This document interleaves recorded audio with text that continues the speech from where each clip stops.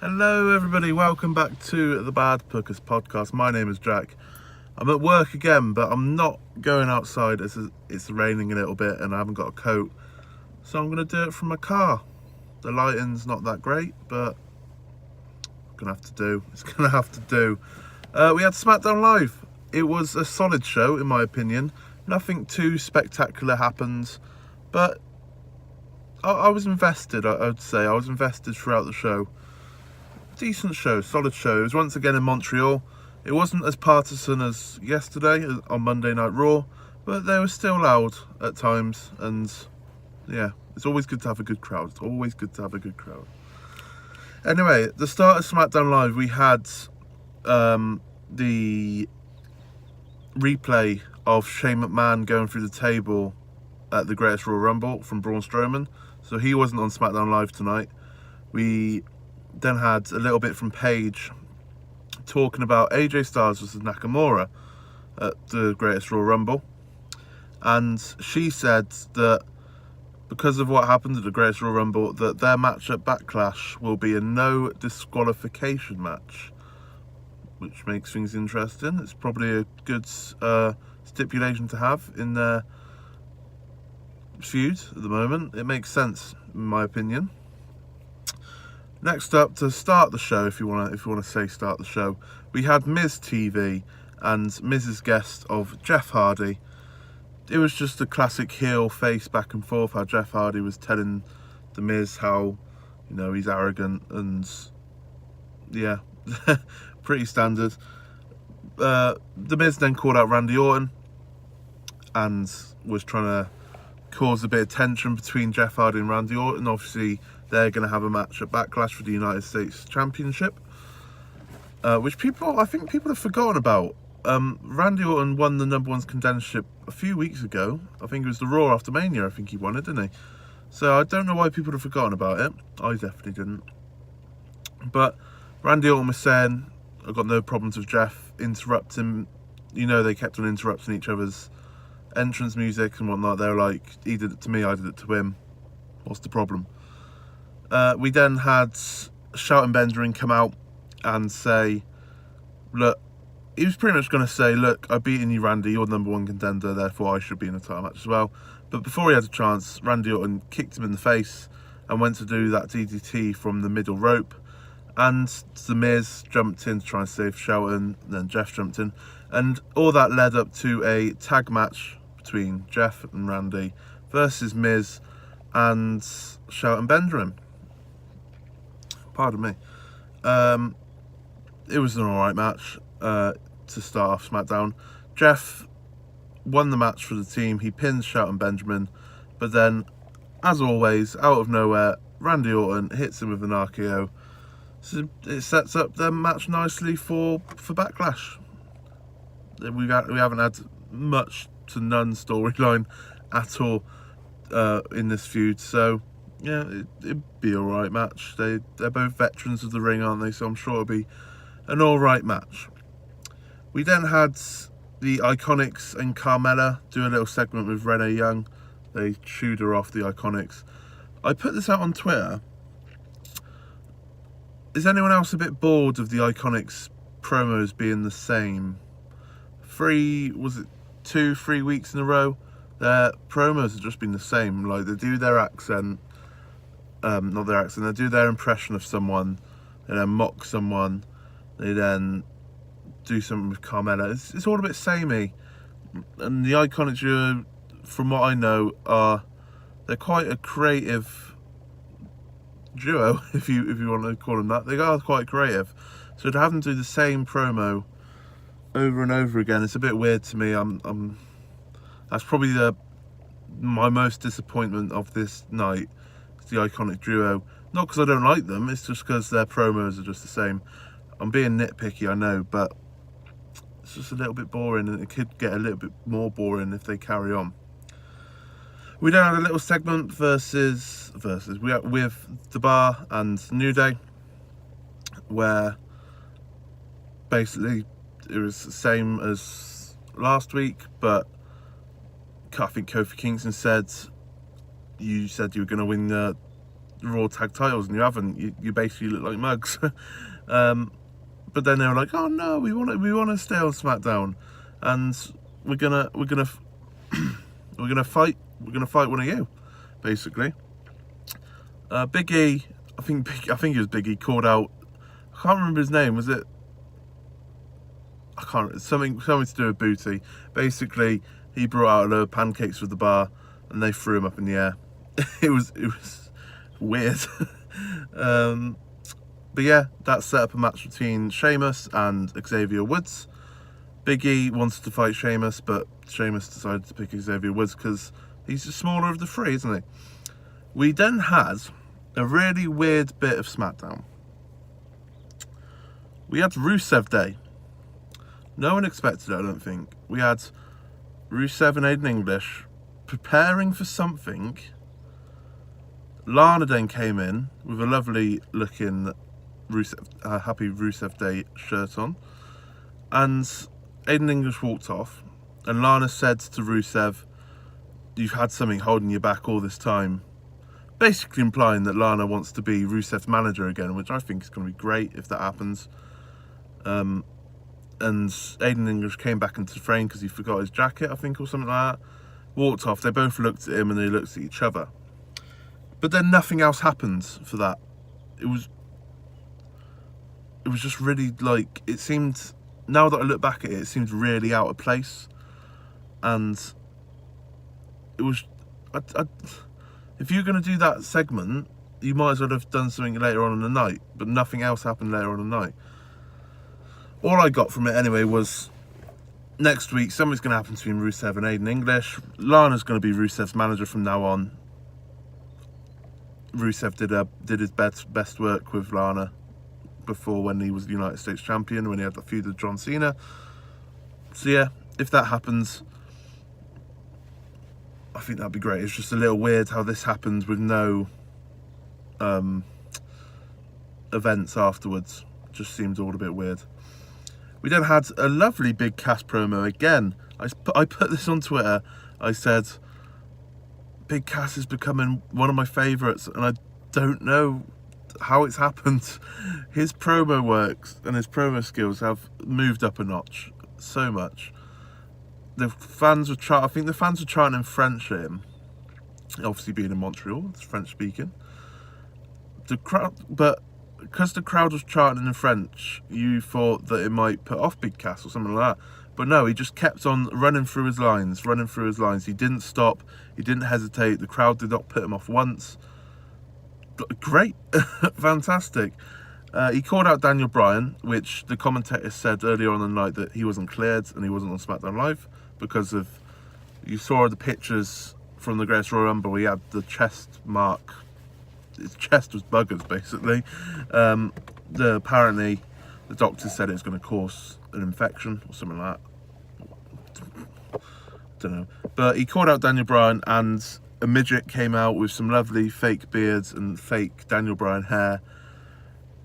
Big Cass was talking to him, like making all these short puns, like short fused and etc, you know the ones.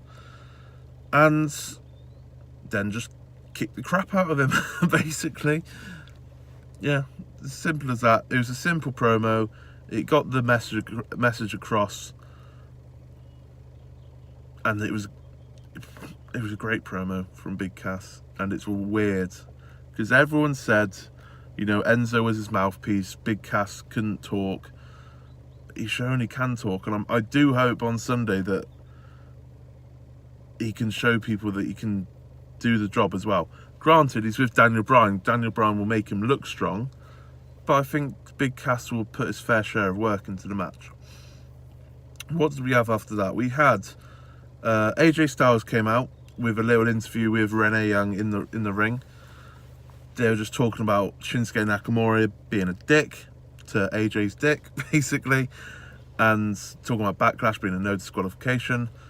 All that, AJ saying that it's a typical face to heel promo, I guess. Like, Shinsuke's going to get his repercussions, and if Nakamura wants to play games, AJ can do that as well. All that standard stuff. He called out Shinsuke But midway through calling out Shinsuke, Samoa Joe came out.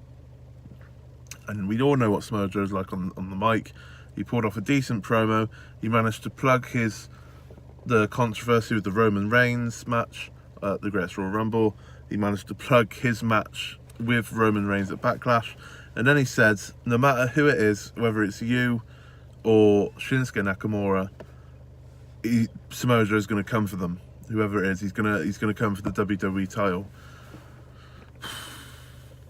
Just those three. If we could see a triple threat between AJ Styles, Nakamura, and Samoa Joe, don't know what to do with myself if that happens. Would not know what to do with myself.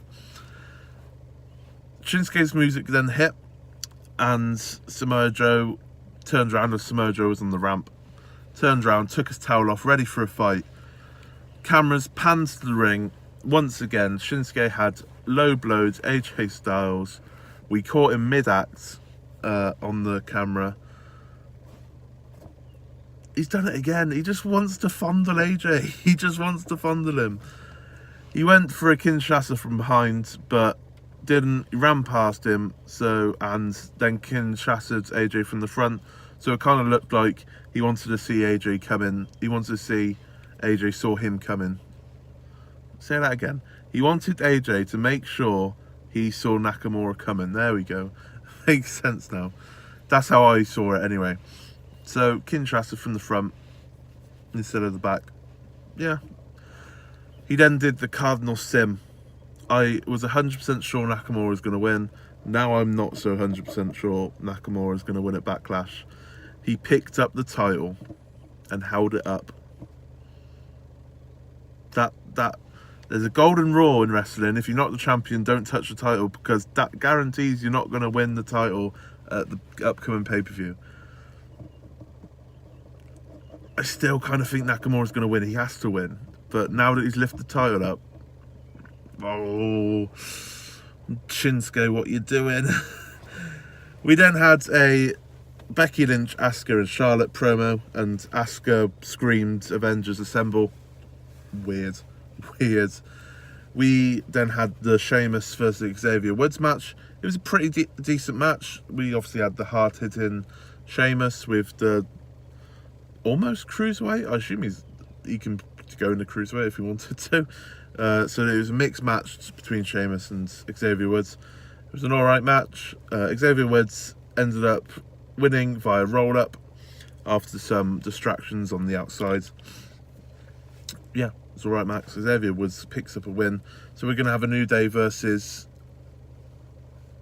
what they called? New Day versus The Bar feud, which I'll be fine with. That's fine. Fine. What do we have next? Ooh, Absolution promo. Paige calls Mandy Rose and Sonya Deville into her office, if you want to call it that.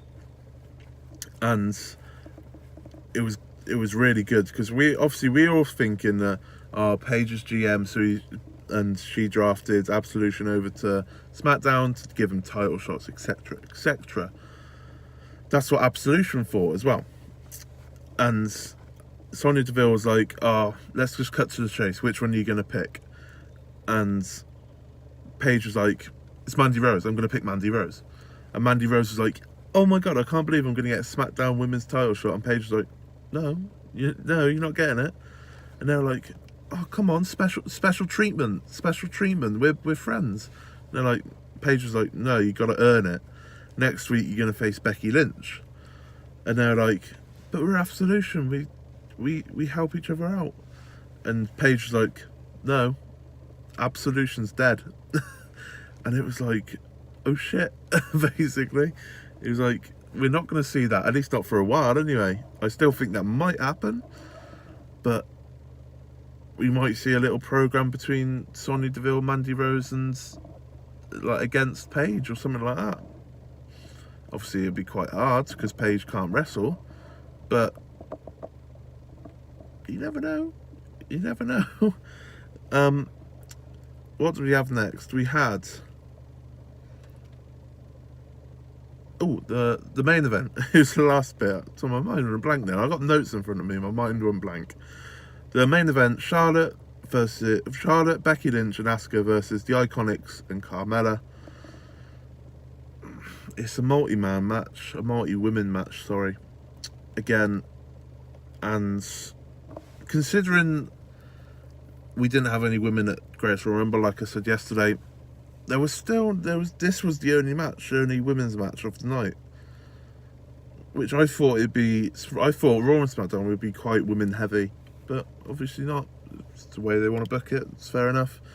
Asuka made Peyton Royce tap at the end of it, so that kind of, if you want to say that Asuka doesn't lose when she doesn't take the pin, this can say she won the match for the team. Whatever. I still think Carmella's keeping the title on Sunday against Charlotte, because I don't think Carmella actually got any offense in on Charlotte. Not memorable ones anyway.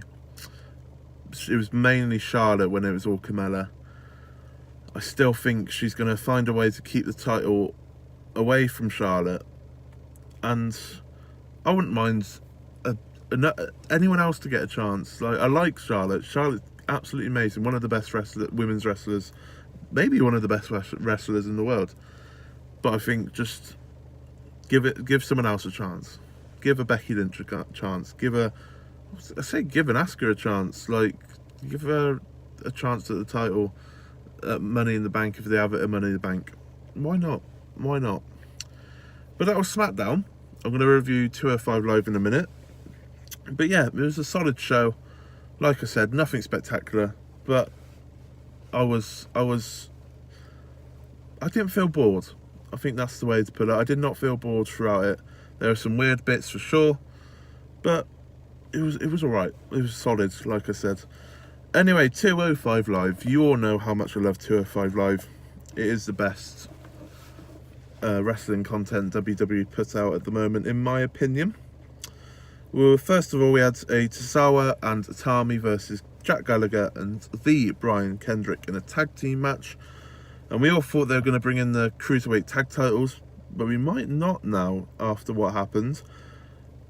Tozawa was up on the top rope, and who was it? I think Brian Kendrick, maybe Jack Gallagher, threw what's his name, Itami, into the ropes, making Tozawa fall and nuts in himself basically on the top turnbuckle, and that's what cost Tozawa and Itami the win. Obviously last week it was Tozawa, he needs Itami in the face by accident.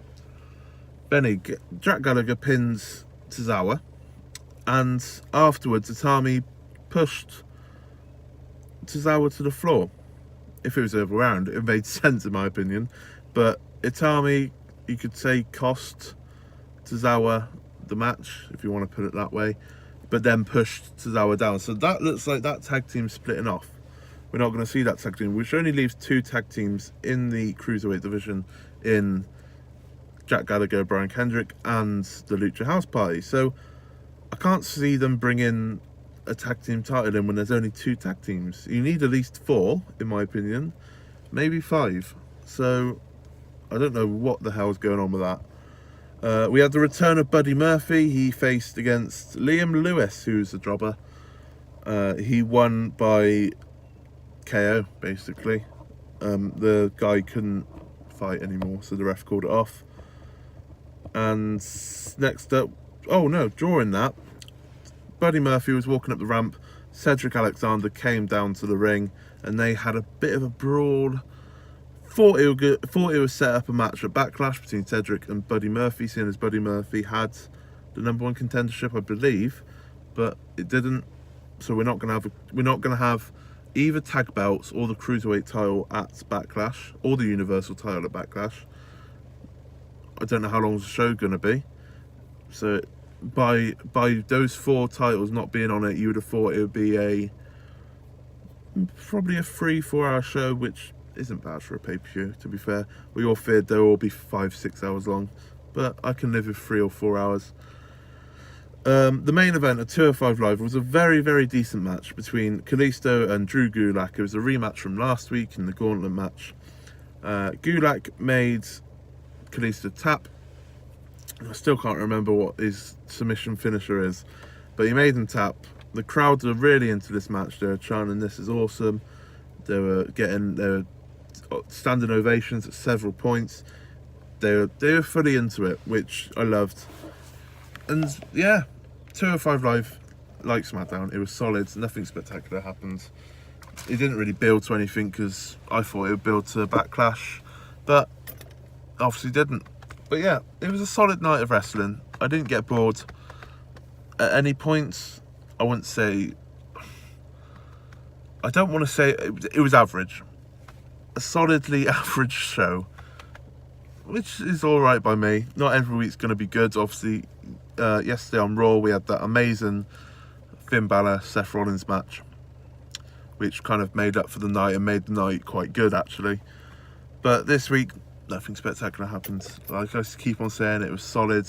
It was an average show, which is alright in my books. As long as it's not a bad show, it can be average. But yeah, that has been me. I'm not out in the cold, so I'm not gonna be shivering in this video, I hope. But yeah, please like, please subscribe. If you've got any comments for our podcast, which we're recording on Thursday, please leave them down below, or go to our Twitter at BadBookersWP. If you want to listen to our podcast, all the links will be down in the comments, which I leave to it. And yeah, I think that's all the admin stuff done. I believe so. We're going to be doing our predictions on Thursday. It's going to be quite a tough one in my opinion. It's not too predictable. There are 3 or 4 matches which I think could swing either way. Hopefully it's good. Hopefully it's not 5 hours, and hopefully it is just 3 or 4 hours. I can live with that. Anyway, hope you have a good rest of the day, and I shall see you again tomorrow for NXT. Thank you and goodbye.